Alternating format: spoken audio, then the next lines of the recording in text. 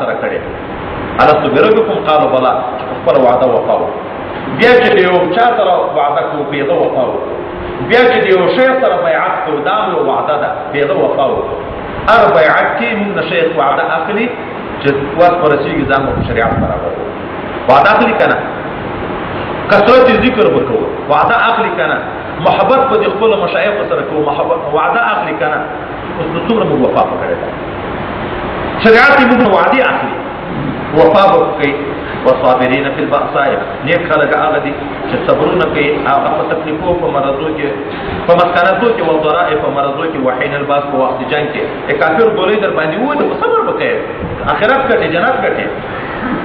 اولئک الذین دغه کسان هغه څوک چې صدقو چې دوی رښتینه کړي دا هغه وعده خپل او اولئک هم المتقون او دغه کسان چې دوی ځانونه ساتلي دي په بدو اعمالونه دي او څه خطرش په منځ کې بدی وي او هغه داسې د وحشت بدی وي لکه د موږ د وخت جاهلیت پښتنو بدی یو سړی به چې جګ شو د کمزوري قوم د زورور قوم سړی مثلا ته څوک وایي هغه به جګېدو په مقابل کې به دغه سړی وروژنه خان صاحب د سردار صاحب مقابله یې وکړه سردار بې عزتي وکړه چې راته ووژو بې عزتي که بالفرض که دغه د یو سړی وروژلی وای هغه به راته د دغه به دوه وروژل درې به وروژل که دغه نه یو کمزوری سړی چې وای هغه یې ورمړ کړی وای هغه به دغه خاندان کې په ښه سړي پسې ګرځېده خدای موږ عین نقشه د خدای دې اصلاح کړي چې دغه کور قاتل به دې باندې ورته ګرځي په قاتل به کار نه لري تاسو کوم په کور کې په خاندان کې چې څومره تکړه سړی دی هغه ووژني دا به وکول کله دغه طرف نه کده جګ شوی وای هلته سړی مړ کړی وای کده به نه پوهړله د سړی کور به په سړی اخلا دیو به سړی وځه کله دغه په غلام جګ شوی و دیو به اصل سړی مړ کړی و غلام به نه وځه دیو به اصل سړی پوهړه الله حکم نازل کو اسلام چراغه قصاص متعاور ده اصل په اصل وجل کیږي غلام په غلام وجل کیږي نر په نر وجل کیږي کذا په کذا اې دې معنا نه چې اصل په اصل وجل کیږي نو اصل په غلام نه وجل کیږي غلام په غلام وجل کیږي نو غلام په اصل نه وجل کیږي نر په نر وجل کیږي نر په کذا نه وجل کیږي درته خو بل څه په بل ځای کې آیات چې وکتبنا علیهم ان النفس بالنفس قاتل په مقتول وجل کیږي قاتل په مقتول دغه سړی چې جوړ شو هغه قتل کو کدا نر د کده ده خپل دغه به واښنه د تفلار د ورور د زوی بل قریب نه واښنه اوس موجوده وخت کې غربیان اعتراض کوي کفار اعتراض کوي چا یو پیدا مړ کړی دا بل ولې په واښنه قصاص باندې اعتراض کوي چې دا ولې واښنه الله یې پیدا ذکر کوي د تاسو په قصاص کې لوی ژوند ده دا سړی چې اراده یې د قتل دغه وکړه چې واجب کوي چې په دا پوه شي چې زه یې مړ کړم بیا سبا ما په وژني بیا یې وژني هغه هم بچو د مرګ نه دی هم بچو د مرګ او که په دا وپوهېږي چې وژل مژل نشته لکه موږ اکثره اسلامي ملکو کې چې نن سبا د کفار خو خوب څه کوي چې روپۍ کار کوي روپۍ یو سړي دا د کلاچۍ ملک څو مړي کړي سل مړي کوي که نه چې دومره مړي کړي په پتا پیږي چې پرشپت کار کوي ما څوک نه پوهوژني نو ځکه پوهوژني قتلونه کوي څومره یې مړه کړه که په دا پیدا چې ما پوهوژني شرعي اسلامي نظام دا ما په قصاص کې بیا به د یو سړي د قتل اراده کړې وه کوم ملک چې حدود دي لکه سعودي کې ټول کال کې تاسو وګورئ چې د قتل په باب کې تحقیق وکړئ د رادیو نه په ټول کال کې په ټول ملک کې 2 نفر تر وژلي او دغه ملکونه چې هغه وی چې دا قتل بیرته قصاص کول ظلم ده چې دا په وژنه نو ما یې وژنه دغه ملکو پښتنه وکړه په ملت کې یو سړی کې وژل کېږي په ملت کې یو سړی وژل کېږي په ورځ کې څه کوي د خدای دین د حکمت ته الله ظالم نه ده په یوه سړي قصاص کول ټول ملک ته قتل نه بچ شو ولكم في القصاص يا ايها الذين امنوا كتب عليكم القصاص في القتلى هغه خلکو چې تاسو ایمان راوړئ فرض کړی شوی د تاسو باندې قصاص برابر والی په قتل په قتل کې په وژلو کې چې څوک تر مړ کړه نو برابر به تم په وژنې ظلم زیادت نه کوي الحر بالحر اسد فاسد وژل کېږي والعبد بالعبد غلام په غلام وژل کېږي والانثى بالانثى کذب په کذب وژل کېږي بل رحمت الله ته وګورئ په مخکنی امتو کې چې چا به قتل وکړو نو یا به عفو یا به قصاص دیت بیت نه و عمدن و دغه امت کې خدای پاک عفو هم روا کړه قصاص هم روا کړه دیت هم د تا ورور چا مړ کړو شریعت ته درې اختیار درکړي خو که دې هغه قاتل ته بالکل معافي کوي هم روا ده الله به تاسو د ټولو ګناهو معافي کوي که قاتل قصاص کوي نه یې پرېږدي هم روا ده خپل کور ته راخیستی شي که جوړه ورسره کې روپۍ سره اخلي روپۍ هم روا ده درته جوړه هم روا ده په روپیو په ښځو نه زموږ په جوړې په ښځو کې په روپیو روا ده چې روپۍ تر واخلې قصاص هم روا ده چې دی په قتل کې بالکل معافي کوي دام خو یوه خبره شته که جوړه دې یو وارې وکړه تا ورور یې وژلی فیصلو ته غاړه دې کېښو او واک دې ورکړو چا ته یې هغو فیصله وکړه چې 3 لکه روپۍ به تا ته درکوي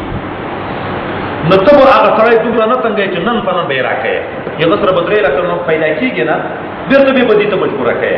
نه ته به یې بیا په داسې طریقه سره غواړې په دا پوهېږي چې اوس دومره وخت کې راته پیدا کوی شي او هغه سړی هم چې د مرګ نه خلاص شو بیا دې تګي نه کوي چې هسې د مرګ نه خو خلاص شم نو هغه روپیو کې ځنډ کړي نه هغه دې هم چې پیدا کول یې ورکوي دې خو که یو وارې روپۍ واخېستې جوړه وشوه روپۍ یې واخېستې بیا بیرته دغه سړی د مړي چپتن ورجګېږي هغه قاتل وژني دا مرګ نو صورت کلي ناروا ده که چا جګ شو بیرته یې مړ کړو جوړه یې وکړه روپۍ یې واخېستې بیا ورجګ شو هغه خپل قاتل یې بیرته مړ کړو لکه ډېر خلک په دغه چل کوي هغه خپل قاتل ځان ته ساتي دوی جوړه ورسره وکړي نو هغه غریب بېغمه شي دی بیا ورجګ شو چې مړي نو دغه به په دنیا کې هم حکم دا ده چې خامخا به قصاص کېږي د دغه جوړه بیا نشته او په آخرت کې هم وایي د دغه حکم دا ده چې جهنم ته به یو وارې خدای پاک خامخا بیایي ولې د خدای د حکم سپکاوی یې وکړه په جوړه باندې هغه آینده کې ټول نسل بېغمه کېږي او چې په جوړه بیرته ورخېږي بیا بل سړی جوړه کوي د جوړې لار بنده شوه که نه خدای یقین وي چې بیرته معلم به وژني نو بیا چېرته جوړه کوي بیا به نو هغه چې کېږي د ځان دفاع به کوي بل بند کې وژني چې په مخه ورتلو نو خو ځان نه به مخکې هغه مخته کوي فمن عفي له من اخيه چاته چې عفو وکړه شوه مصلحتا د قصاص نه د اسلامي ورور خپل د طرف نه د هغه مړي ورور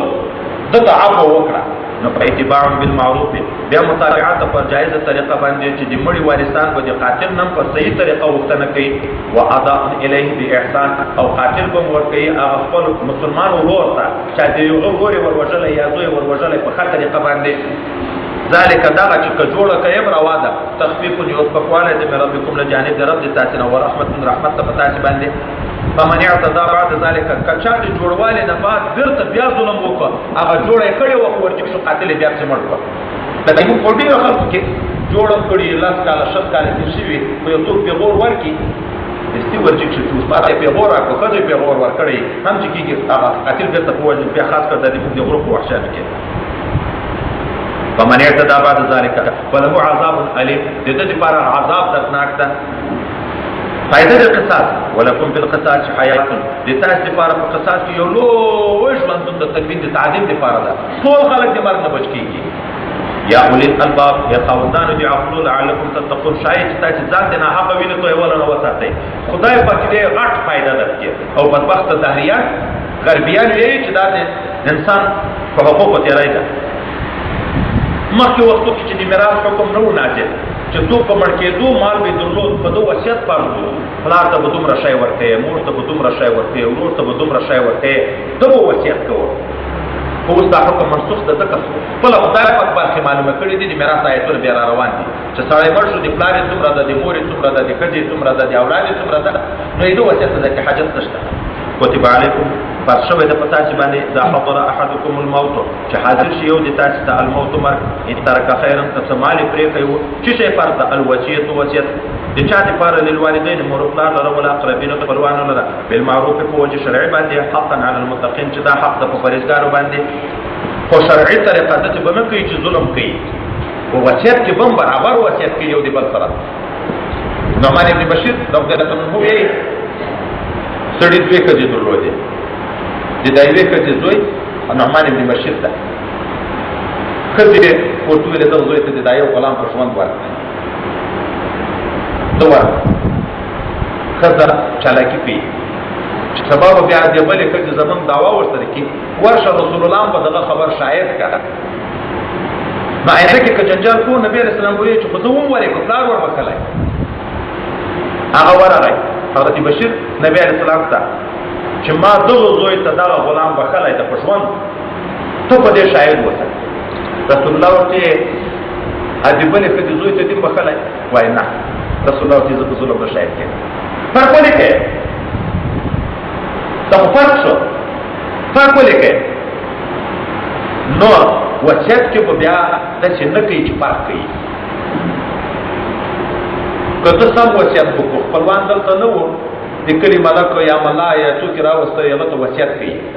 چې اوس ما زمون خو چېرې سفر تللي دي پلانکای نشته پلانکای نشته د ما داسې وصیت ته به شاهدي ورکوې چې دی راغله دا د ما مال به داسې داسې ورکوې ده په حقه وصیت وکړو خو د یغه سړي د زمانو کې د یو چا سره ملګرتیا وه جوړی وه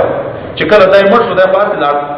چې هغه زمانې سره راټول شو درې ورته ما ته وصیت کړی ده خو دا ښه موټر یې وکړو چې دا به سنتکي زوی ته ورکوې ده بدل کړو مړي غریب سم وصیت کړی خو دغه جوړ سړي دا نار سړي وصیت بدل کړ نو ګناه ټوله دې ده او که بله پېښه وه سړی مري وصیت کوي په وصیت کې فرق کوي یو سړی راوغوښته چې سبا به مې د زمانو هغه جنجال وي ګوره ته د شاید دی دا پټی د پلانکي ده دا شی د پلانکي ده فرق کوي دی هغه یا یې په خطایي کوي یا یې زمن قصد کوي فرق کوي هغه ځای خو مړ شو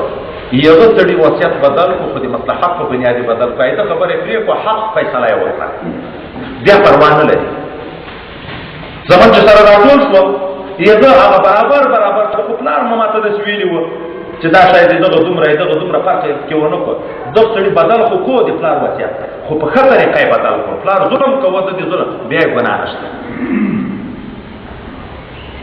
فمن بدله من بعد ما سمعه هر چا چې بدل کو دا وصیت وروسته له دغه نه چې وایي اورېدو فانما اسمه بشک ګناه د دغه بدلولو علی الذین په هغه خلکو باندې ده یبدلونه چې دا وصیت بدلوي ان الله سمیع علیم خدای پاک اورېدونکی او علیم ذات فمن خاف من موت جنفا هر څوک چې ډارېږي د وصیت کوونکي نه د ظلم په خطایي چې نه پیږي او اسمن یا ګناه په قصد سره فاصلح بینهم بیا د وارثانو په منځ کې صلح وکړه دغه وصي فلا اسم علیه بیا څه ګناه نشته په ده باندې ان الله غفور رحیم خدای پاک غفور او رحیم ذات اوس د روژې حکم خدای پاک ذکر کوي یا ایها الذین آمنوا کتب علیکم الصیام یا کسانو چې تاسو ایمان راوړئ فرض شوې ده په تاسو باندې روژه کما کتب علی الذین من قبلکم لکه څنګه چې فرض وکړي هغه خلکو چې پخوا تر تاسو تېر شوي دي لعلکم تتقون فایده یې دا ده شاید چې تاسو د ګناهو نه ځان وساتئ دا ډېرې ګناوې د مستۍ نه کېږي چې سړی په نرخ موړ شو اندامونه وږي کېږي حدیث مبارک ده چې خېټه مړه شوه سترګې وږي کېږي غلط نظرونه کوي لاس وږی کېږي عورت وږی کېږي ټول ته په ګناه وروا کېږي او چې سړی وږی شو اندامونه ماړه شي چې په وجه ته نه ده پوره داسې سترګې مړې شي پردیو ښځو پسې نه ګوري لاس پکې رسول الله ځکه ویې ځوانانو ته یا معشر الشباب ای د ځوانانو ډلې د چا چې من استطاع الیکم الباءة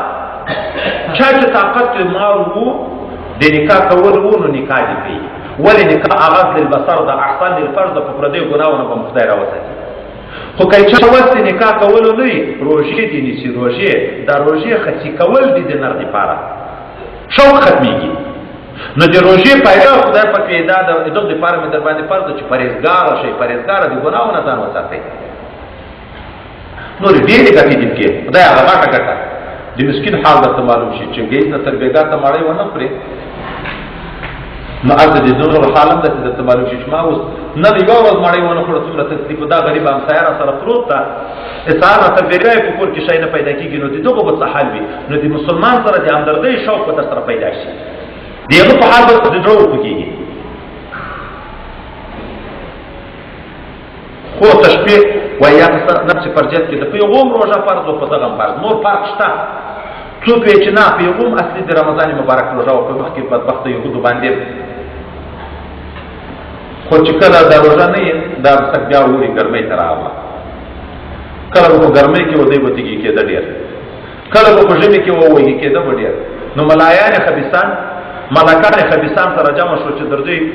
یو جوړه وکړو دا روژه به په سردي سکو ورځې لنډیم دي نه ساړه شته کې نه ګرمي شته کې خو دې شو ورځو په ځای باندې به څلوېښت ورځې روژه نیسو 40 ورځې روژه شروع کړه بیا یو پاچا کې مریض شو یغه په ځان ورکړ که زه جوړ شوم 2 ورځې روژې به په خلکو نورې نیسم چې جوړ شو نو حکم وکړو 40 ورځې روژې به نیسي بل پاچا چې راغی یغه ویل نو دا وخت سره اجازه نه وایي چې پرېګه دی 50 کې د خپل ځان نه عبادت ګورې کې تیر شو په ځای 50 نیوي خدای پر راځي وکړه ناراضه عبادت په شریعت په چوکاټ کې د سهار د 2 رکعاتو په ځای باندې چې 4 رکعات وکړي ګناه ده که ثواب چې روایت نه کو نیت کوو د ماځګر د ماته اته یو ټوکه راځو کې چې نیت مې د زړه د خلاص شل رکعات مونږ کو ابل ټول شل نه دي څلور وای څلور خو بچړولې ته وځي چې شل ور نیت وکړي شل په ګناهګار یې ولې د شریعت خلاف دی نو یې تر دې شو پر ځای 50 نیو خو په سرلی کې نیوي خدای ته دا روزه نه ده منظوره نو الله دې روزه در باندې فرض راکړه په مخکنه خلکو فائدہ دا ده چې متقی شي پرهیزګار شي پرهیزګاری پتا کې پیدا شي ثواب دې ورته ذکر کوو ایا معدوده دا روزه یو څو ورځې په شمیر ده څو ورځې دا معنا نبی رسول الله الشهر هكذا هكذا هكذا الشهر هكذا هكذا هكذا میاشت کله 90 ورځې کله 10 ورځې کال 12 میاشتې ده په 12 میاشتې کې څو میاشتې 10 دي 2 لاس میاشتې 90 ورځې دا شمسي او قمري کال لاس ورځې فرق کوي کنه کې دا لاس ورځې چې کال را مخته کیږي خو میاشتې کمې دي 90 شپې دي او 2 میاشتې هغه 10 شپې دي نو روزه به کله 90 شپې وي کله به 10 موږ د پښتنو په دماغ کې بیا خاص کر افغانانو دا د روزه به خامخا 10 شي موږ روزه خوراک کړو دی یو خوړه صحابي وی موږ د نبی رسول الله سره اته روزې نیولې ځکه په 2 کال د هجرت روزه پاس شو 2 کال د روزه د هجرت روزه پاس شو رسول الله صلی الله علیه وسلم خلاص کال د هجرت ژوندۍ کړي اته کال روزه نیولې په دا اته کال کې شپږ کال مونږ 90 ورځې نیولې د 2 کال مده ورځې نیولې روزه خدای په دا چې 90 کړه نو 90 په نيسه به ځای به توفیتوب نه کېږي د دې ښه خبره کوم به دایمو د سفیان یو ورځ مخکې ورته ویل شي هغه چې بیا 90 ورځې ما په دې سره دي ته اوس کې چې روزه دې ده چې ورته ورته شي ما یو دې شوی ما یو دې شوی ځکه شریعت کې رسول الله وی چې د شک ورځ روزه مانی سره سبا بیا دا وکیل کېږي د خدای سره داوی کوي یو تواب یو عجب کیسه وکړه وای یو مرګري ویل چې ما دومره تواب نه وکړه اول ویل ما دومره تواب نه وکړه اته یو حدیث مبارک دی چې 50 تواب سره وکي خدای دې منافقت نه خلاصي دي اور د جهنم نه خلاصي دا حساب هغه وخت د مان دومره تواب نه مان دومره وکړو نو دې شو ته ورسېد 15 دشته ایوا چې ویل وای درته د خدای سره حساب دی دی الله په ډیر نعمتونه دي کښ په ورځ عبادت کوو دی الله نعمت شکر نشو ادا کولای نو ولې شمیرئ لکه دی الله سره حساب کوي خدای ته تابع شه خدای عبادت ته نه محتاج اخلاص ته محتاج ده اخلاص ته محتاج خو نه ده یعنی اخلاص ته مګوري الله په هیڅ څه نه محتاج کله زه تعبیر کې خطا شوم الله هیڅ څه نه محتاج ان الله لا ينظر الى صوركم ولا الى اموالكم ولكن ينظر الى قلوبكم واعمالكم اخلاص ته مګوري نو یو څو ورځې په شمېر دي کله 90 ورځې کله 10 فمن كان منكم مريضا بیرته دي الله رحمت وګوري روزه ده فرض ده خو ته مریض نشي نیوای الله وی اوس خو بیا بل وخت کې ځای راوګرځو چې جوړ شي روزه ده فرض ده ته مسافر په سفر دي تکلیف ته نشي نیوای الله وی چې وای فرا چې کله کور ته به تراغلی به ویني ځه فمن كان منكم مريضا هر څوک چې د تاسو نه جوړ مریض وي او على سفر یا روان وي په سفر باندې فائدہ نو دی خوري خو بیا په د باندې یو شمیر شته من ایام او خرج نور ورځو چې څومره ورځې خورلې یو عمر ورځې به بیرته کځای راګرځي وعلى الذين يطيقونه فاغ کسانو چې طاقت روزه نیول لري یو معنا فدیه د طعام مسکین د طعام دی مسکین په ابتدا د اسلام کې په احکامو کې اسانتیا و چې روزه حکم راغی اختیار د خدای پاک طرف نه که جوړم یې روزه نیوایم شي خو که ته فدیه ورکوې روژه نه نیسې هم روا ده د یوې سرسایي په اندازه که اوس نن سبا چې یوې سرسایي خو که روژه ونیسه ثواب دی ده ډېر نور د تا خوښه اول احتیاط کړه روژه نیول عزیمه خوړل رخصت کوم یو چې کې ثواب خو دي خو په روژه نیوله کې ثواب ده ډېر تر یو څه وخته دغه حکم وروسته چې خلک لږ اشنا شو د عبادت سره خدای رب حکم قطعي نازل کړ په من شهد منکم الشهر فلیصمه چې روژې میاشت داخله شوه ته وې جوړ مسافر نه وې مقیم یې خامخا بېنیسې اوس داسې نه ده چې طاقت شته خو روپۍ زه لرم روپۍ ورکوم یوه معنا دا ده دومره معنا دا ده وعلى الذین یطیقونه لا یطیقونه لا مقدره ده څوک چې طاقت یې روژې نه لري ډېر سپینګیری وي ډېره سپین سرې وي شیخ پانی نو روژه نشي نیولی روژه خوړل ورته روا دي خوري دي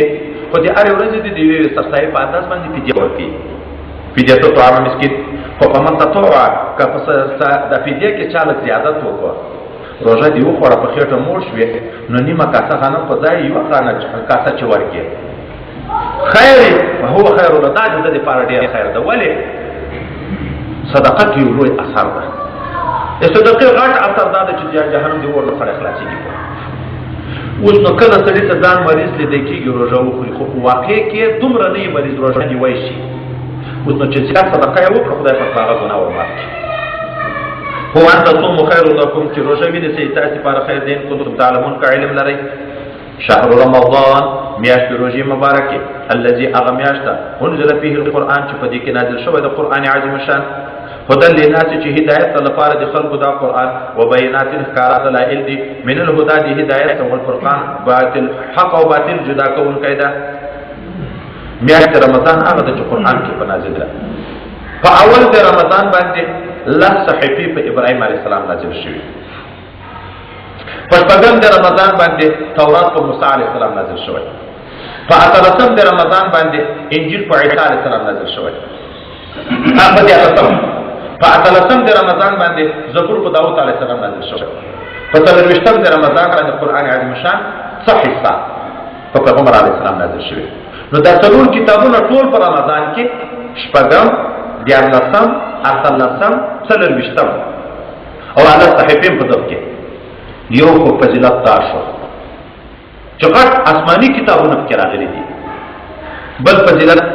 د خدای پاک د طرف نه دومره رحم زیات ده چې څوک نفلي عمل په روژه کې وکړي که صدقه وي که لمونځ وي خدای پاک د بل وخت د فرضو په انداز ثواب ورکړي لکه بل وخت چې فرض وکړي او په روژه کې نفل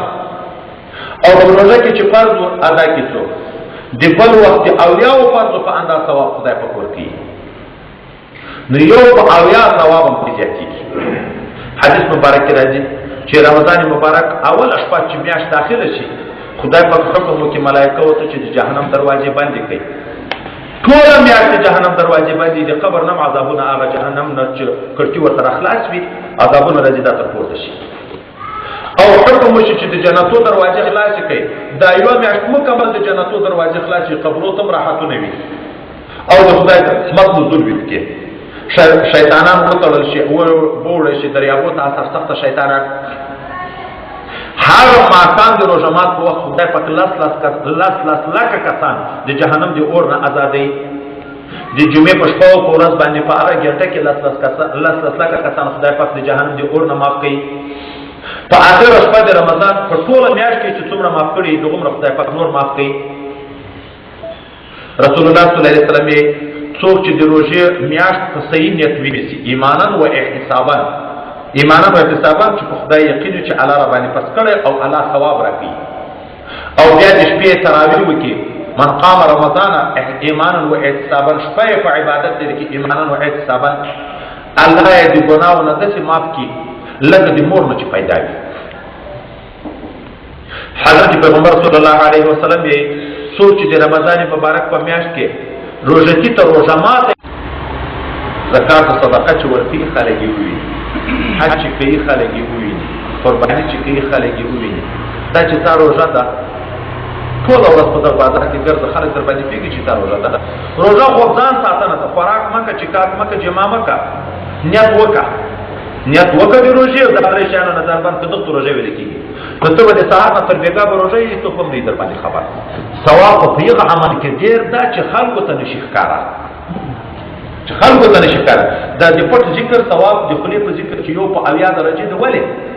کتاب اوس څوک تر خبر دی یو اعلی خبر ده اوس نو دغه چې څوک روزه نیسي وای د دغه ثواب الله وی د ما د پاره خوراک چې کا په جما پری کیو حدیث قرآن خپل مسلم ته د پاره د روزه وای اته څنګه څلې دی کیږي په دغه څوک نه دی ور خبر نو ثواب یو ځ خبره الله وی ما ته معلوم دي چې زه به تمره ثواب ورکو حدیث کې راځي د روزې د پاره د خوشاله دی یو د روزه مات په وخت کې بل د خدای په دیدار په وخت کې نو دې راځي چې الله دیدار ورکړي جنت یو دروازه خاص روزته د پاره د باب ریان ورته ویل کېږي ډېر ثوابونه دي کې خدای شیطان خبيث مو دي دغه ثوابونه محروم کړي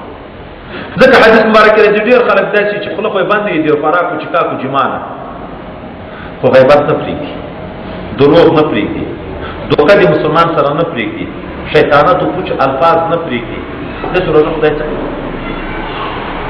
کله چې پیکې نبی رسول الله ټول ورځ روزه بیګاته په حرامو ماته کی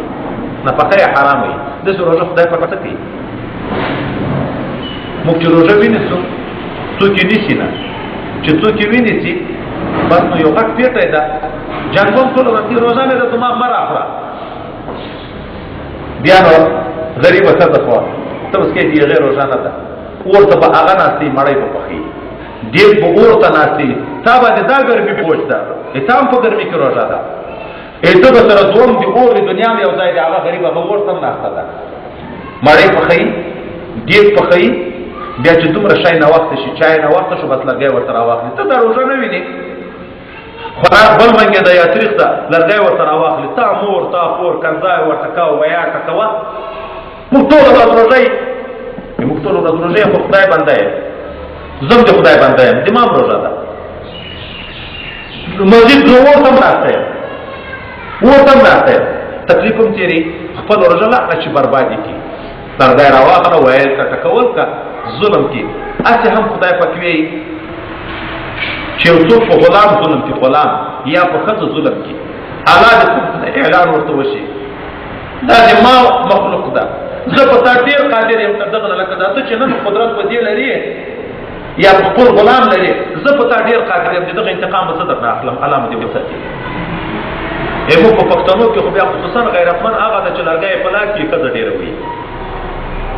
پر مونږ نه وي پر روزه نه وي پر طاعت عبادت نه وي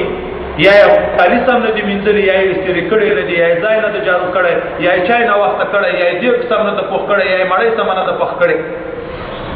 او هغه دې د اخلاقي خبره د نور حق نه پلري بیا کاش کې چې موږ د اخلاقي درلودای خدای کوم خدای غیرت پیدا کړي انسان یې باندې پیږي موږ عاجز عمل نکو یو ورته ما امتحان دی فاره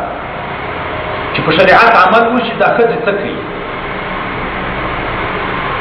رسول الله صلی الله علیه وسلم د کور خدمت خپل کوو کله کنه ما یقین د ما تجربه کوله ما جارو اخی چې کور جارو کا افروز کاری او کابل کاری جارو نو واخی چې کور ز جارو کم یقین د چې کلور وو کته چې ټول عمل کړه چې دا خبره نه دي ورته کې څنګه به ځای جوړ کړي ګوره چې لک شفقت شي کاربن کې په خوشاله طبيعت وي کاربن کې په خوشاله طبيعت وي کې ثواب دې تم خدای په کور کوي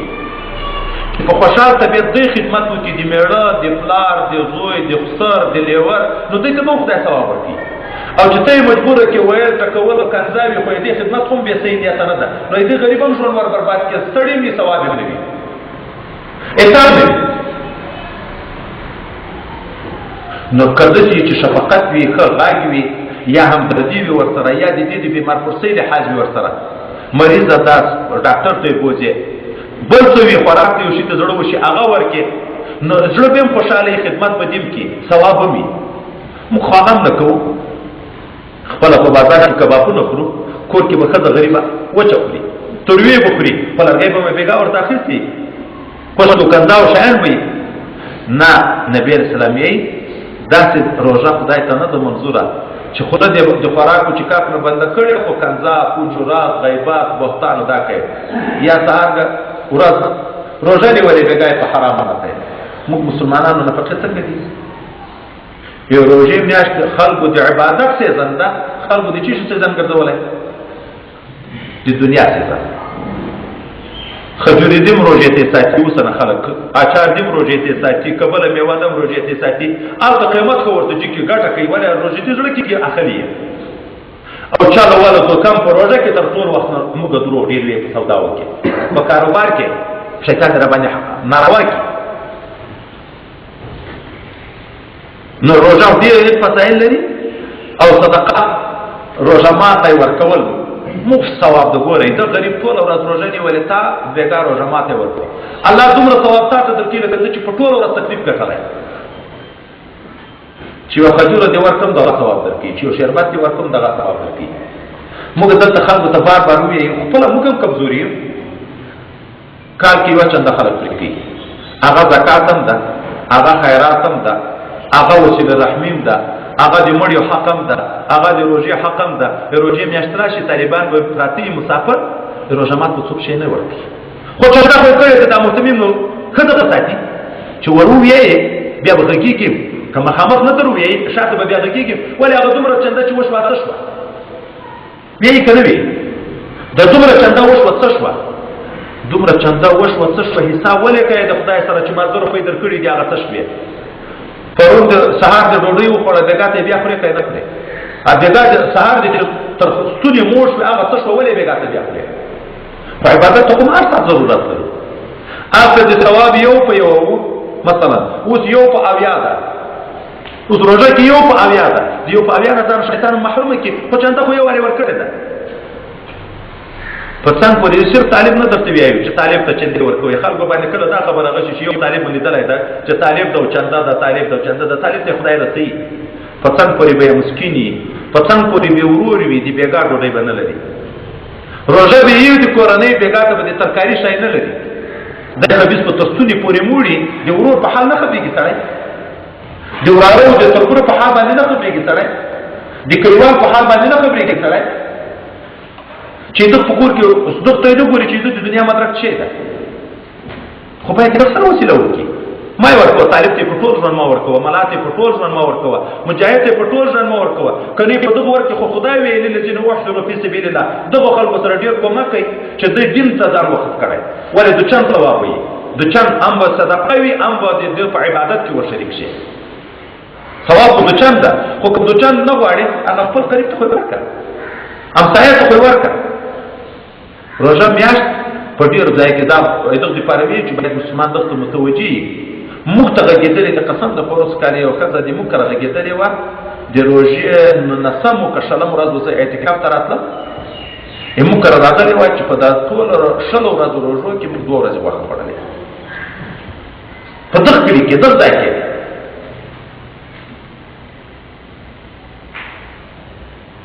ما خپلې مور ته 100 روپۍ ورکړې، ما خدای به مو سخت ونیسي چې موږ هر بېګا غوښه خورو. دوی په روژه کې دا 2 ورځې روژه ماتې په غوښه باندې کړی، ځان نه خبرو، ځان شته مسکینان شته، سړی خپله موړي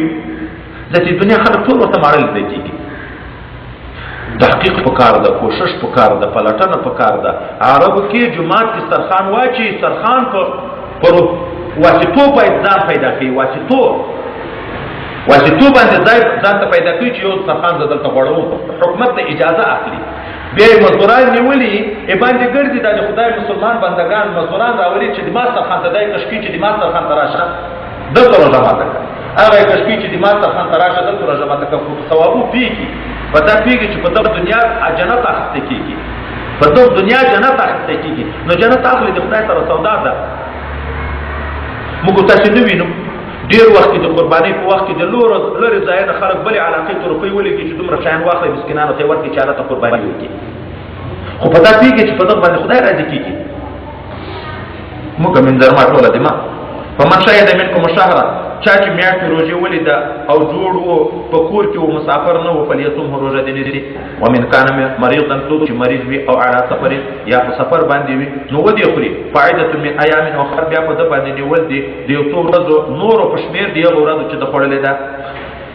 دا چې الله تاسو اجازه وکړه په سفر کې خورا روا ده درته په مرض کې خورا روا ده درته وروسته قضایي دا اسانتیا کوي خدای پاک پتا شي یرید الله بكم اليسر الا اراده لري پتا شي د اسانتیا ولا یرید بكم العسر اراده پتا شي د سختی نه لري کني په مرض کې روزه در باندې فرض کړي وای په سفر کې بیا به خلک نیولې و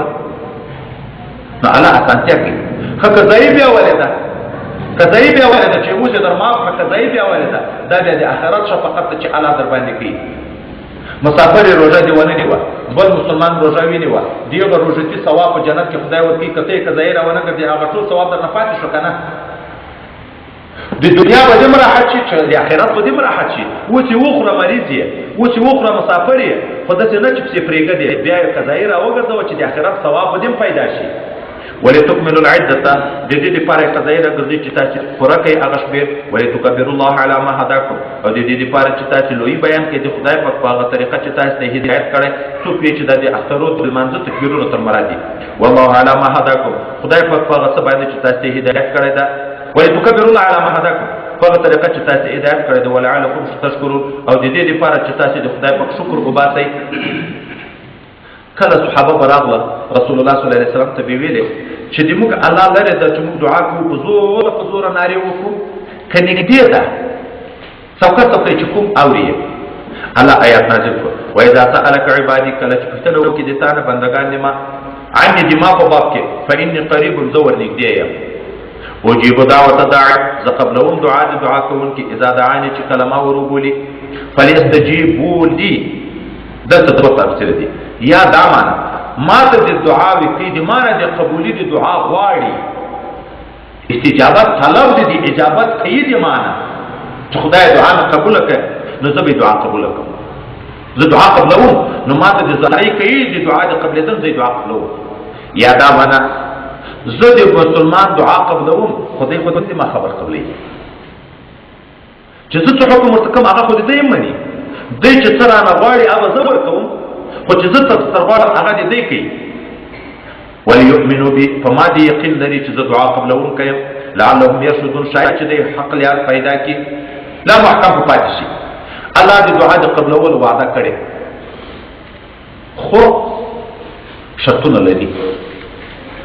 دعا علی قبر یو خدا چې په حضور وي غافل نه وي سره په خپل وی ځکه ورته مونږ نه چې غواړم سوي دوم په الله یقین وي چې خدای پاک دې ما دعا قبلې شکوان نه پیدا کوي دریم سوال د ګناه نه کوي یو چې رحمت قطع کول او د چا د ظلم کول دغه سوال نه کوي څلورم پریوار نه کوي لکه یو څوک پریوار صحابه او پښتنو کې د نبی اسلام له پریوار څه معنا یو څو وخت واقع د تفرید چې ډیره دعا مو خدای نه قبلې نه چې پریوار نه کوي پنځم چې نفقه حلال بیا خدای پاک دعا قبلې خو د قبولي بیا درې صورت دي یو طریقه دا چې اځای چې څوړي هغه شی خدای پاک ورکړي دومره طریقه یو دا چې اځای چې څوړي هغه خدای پاک ورکړي دومره طریقه د قبولي دا ده د غواړي یو څه خو خدای پاک بل غم مصیبت په در رواني دي د دعا په برکت هغه تر لري کی کله دا دعا نه کړای تر دغه په غم غټ غم او اوس هغه چې غواړي هغه شی خو نشي ورته حاصل دی چې چې دعا مې نه ده قبوله خو بل مرض پر روانو غم او مصیبت پر روانو آفت او بلا پر روانو دیغه نه خدای پاک وساتي دریمه طریقه د قبولي دا چې د آخرت درجه پوچيږي دعا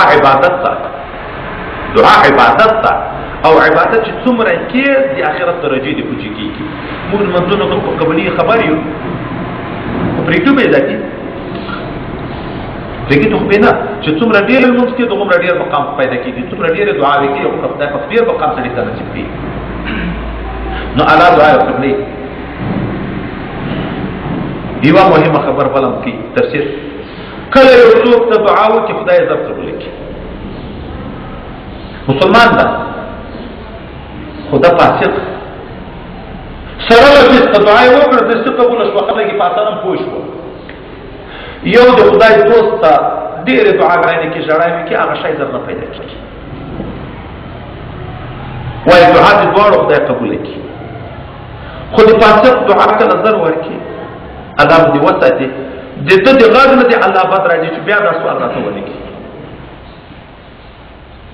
نو سره له فسقه خلک خطا شي خلک سکوي چې دا په خدای ډېر ګران ده ځکه چې هر سوال وکړي زر قبلېږي سوال وکړي زر قبول شي وایي د الله د ده د دغه غږ و ژړا نه بد راځي چې ما ته بیا سوال ولیکي او د خدای یو دوست وي زارۍ کوي ژړا وي کوي خدای ته یې غږ ګران وي الله باندې د ده ژړا محبوبه یې خوند ورکوي نو زه سوال خو اول وخت کې قبول کړي خو ساه یې زر نه ورکړي چې ښه ډېر راته وژاړي ذکر الرحمن لنا فإن ذکره هو المسك ما کررته يتضوع دوست خبرې څومره چې ډېرې کېږي په سړي ګرانې وي یو دوکاندار یو وخت کې ماته ویلې وایي راځه چای درته باندې کړم بیا څه وخندل وایي ما چې چا نه بد کېږي راشي دوکان ته ویش نختار جواب کوی په نشم نو زر دې هوټل چای ورته راوغواړم چې خو بده خبره ده چې چای نه ورته راوغواړې شرم ده ویم چې زه په چای وکړو ذاتي به لاړ شي خو چې چا سره مې زړه یې چې لږ مجلس سره وکړو هغه ته دلته په دوکان کې چای باندې کړم چې ښه وخت به تېر شي کله چې چا د چا نه نفرت کېږي د چندې والا یې لرې نه وویني ملا څرکی غو را روان ده دستي هلک ته روپۍ ورکړي دا ور وباسه خو کله چې چا د یو چا سره د مجلس زړه کېږي په ښه مو وپوهېږي چې را روان چندې ته زړه قسم ورته کوي ولا که بېګا ته بل چیرې لاړ شي ښه شپه ښه عزت چنده به ورکوي نه ورکوي نه چې سارې رخصتي پیغ ورکړي دا چې چندې خبره نو په خلکو بوجي ځکه دا یادومه هر مطلب دغه ده نو وایي کله الله ته یو چا خبرې خوښې وي د ژړا فریاد چغې نارې الله باندې محبوبې وي نو زر هغه شی نه ورکوي چې ما ته ځکه انسان په طبیعت کې دا ده چې خپل شی پیدا کړي بیا ازارۍ پرېږدي أحل لكم ليلة الصيام الرفث إلى نسائكم هو تشكر ذلك الجديد ما قتلت تميمك له كده روزه بس بيكون نعم يورستي نم تيرش بيه روزه بتيمكي جنبيه